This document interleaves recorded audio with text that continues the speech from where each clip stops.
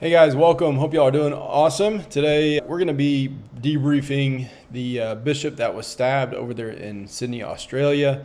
Pretty big deal. Obviously not our part of the world, but definitely instructive, something that we can learn from and so forth. So we're going to go through that and look at not only the attack itself, how it can be prevented and dealt with in case it does happen, but also the carry-on chaos that ensued, basically a riot that occurred after that. Okay, so some considerations that most wouldn't even thought of. All right, so this first one, I'm going to jump over to YouTube actually to watch it. So I'm going to play through this video. It's just a couple minutes long so that y'all can see exactly what happened here.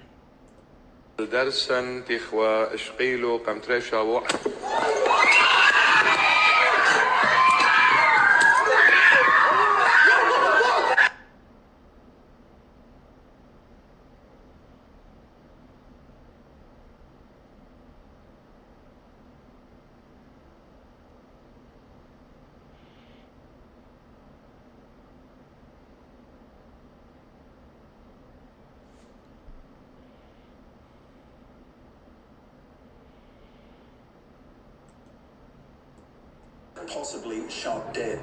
This gives you some idea. There's a mother with her children.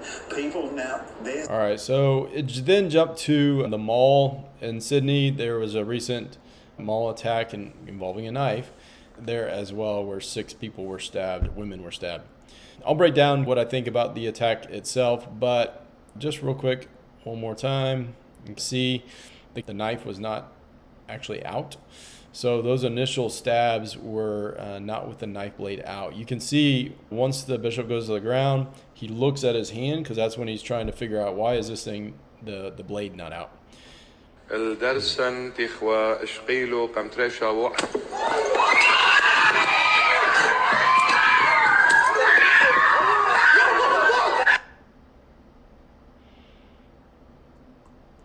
This video shows the riots that took place after the fact. Keep in mind the suspect and the victim were still in the church as all these people descended on the church.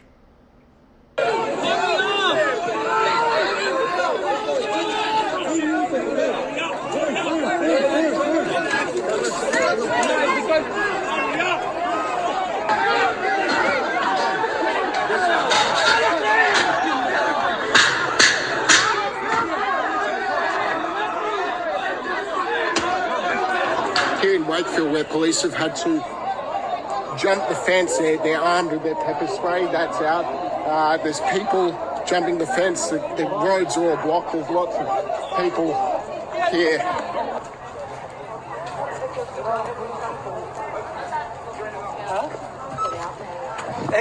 Yeah, there's too many people to get out.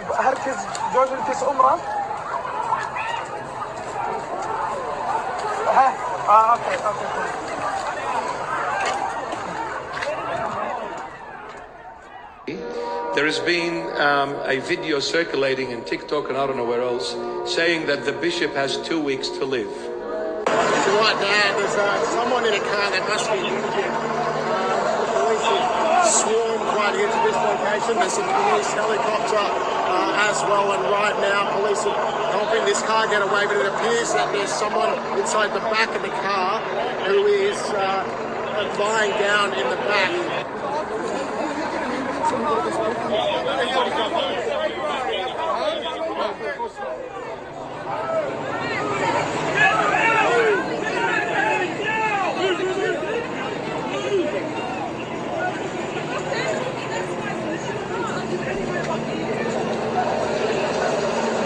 All right, guys, some key takeaways. You saw that quick video, the blurb from the bishop saying that there was a threat against his life, and they gave a timeline that there's 2 weeks before the bishop is dead. So with that being said, that's actionable intelligence, as we would call it, and we've got to change our security posture in that case.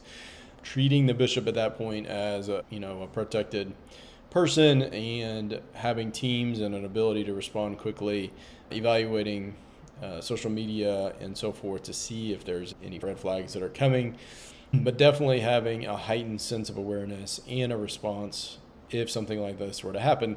So they did have a bit of a heads up that this stuff is coming. Obviously, they don't know when and where. They know when and where the bishop's going to be. And so having a plan to protect that person, pretty important as far as actionable intelligence like that. All right. This kid was 15 years old that committed this assault, and he just walked up to the altar during the homily, right? So in our situational briefs, one of the skills that we try to talk about is picking up on movement and sound that are outside the norm. So this is a case where the movement towards the altar is an anomaly, right? Everybody else is sitting, listening to the homily. This guy stands up and starts walking. So that is our key indicator that we need to be assessing that person and probably moving to be able to interdict early and stop the guy. To that point, guys, what we deal with is a relatively large area to protect, and we never have enough guys to cover every single position. So I would advocate that you guys, if you're not already, including sprinting to the threat into your scenario-based training routinely, like every time you train, because this is the reality of what you're going to need to do. One, it helps you to understand your avenues of ingress, of how you can get to the threat. But secondly, can I run? Can I sprint? How fast can I get there? And then the caveat to that, once you get there, what do I do, right? So once you get to that threat, you're assessing whether it is a threat or is it not. Can I go hands or can I not? Can I shoot? Can I not? And so all that stuff happens really, really quickly. But if you can't get there, you're not going to be shooting across the church. We got to be able to get there really quickly. Obviously, placing people in a more advantageous place to be able to respond to that quickly is a help. But the reality is, even then, we're going to have to move really quickly to get up there. All right. So the next takeaway is, once you get up there, can you see the knife, right? So I think he was walking with it in his hand, so it was out, but it wasn't a huge knife, so it probably was covered up. So if you are either ahead of the curve and are interdicting and approaching this guy, the thing that I just want to bring out is target discriminating, right? So looking at that threat and determining, hey, do I have the authority to pull my gun? Should I pull my gun? What other things can I do if I can't, right? So if you can't see a knife, well, you don't have the authority to pull your gun on a guy, okay? And so you're going to have other ways of doing it. And then shoot, no shoot. So as soon as the knife comes out, obviously then you have the authority to do so because there's imminence. The attack is happening right now. He has the opportunity because he has a weapon that is a deadly force weapon, and he has expressed his intent because obviously he is raising his arm with a knife in his hand directed at the bishop, right? So that the ability, opportunity, and jeopardy are all in place. It's a go as far as a shoot goes. However, you add into the facts, the bishop's right there, they're on top of each other. And then you have this crowd of people crowding around to come help. It's going to be very, very difficult to pull your gun in and shoot without getting somebody else shot. The only way you could do it probably is a contact shot where you are putting the muzzle of that pistol up against the suspect, the threat, and then doing it that way, but you're still looking at through and through. So it's a very, very tough entanglement. And so that's likely you're going to just have to use your hands.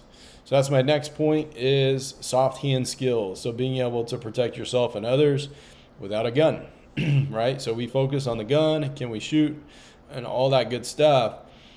9 times out of 10, 99 out of 100, at least my altercations in the streets as a police officer, it was your ability to control somebody with your mouth and your hands that really resolved the situation, okay? So having those skills and acquiring those skills and training is very important.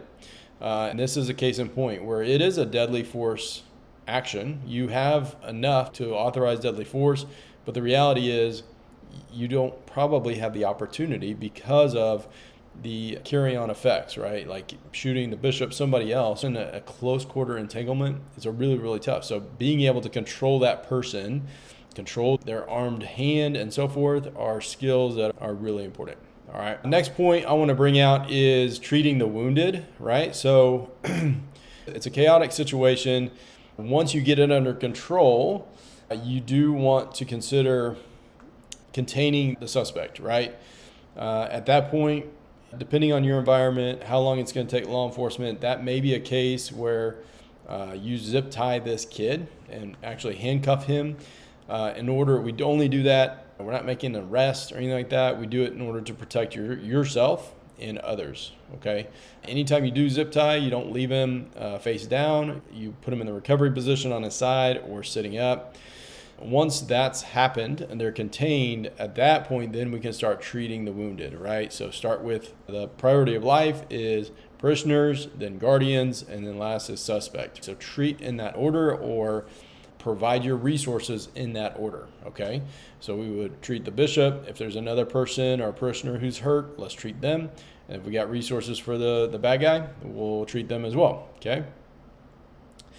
Guys, relatively quickly, police arrived, they started working it, but before they could even extract bad guy, the neighborhood descended on this church because they heard what had happened, and it became somewhat of a riot. I mean, they were tearing apart police cars and all kinds of stuff, and they knew that the suspect was still inside, which created a lot of chaos.